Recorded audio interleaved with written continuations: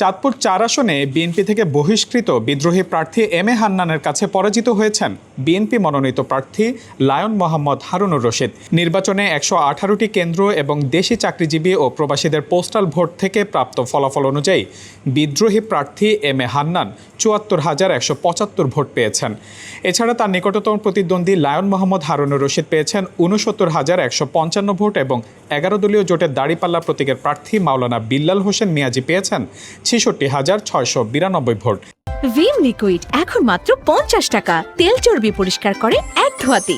এ আসনে মোট ভোটার সংখ্যা ৪,৬৩১ জন, পুরুষ ভোটার ২,০৮,৬০৩ জন এবং নারী ভোটার ১,৯২,০২৭ জন।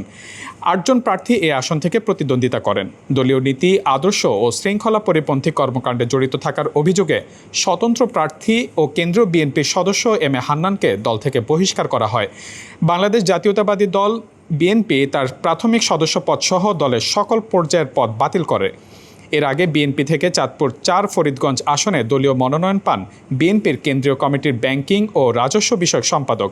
এর আগে ২০০৮ সালের জাতীয় সংসদ নির্বাচনে ধানের শীষ প্রতীক নিয়ে বিজয়ী হয়েছিলেন সাবেক সংসদ সদস্য লায়ন মোহাম্মদ হারুনুর রশিদ।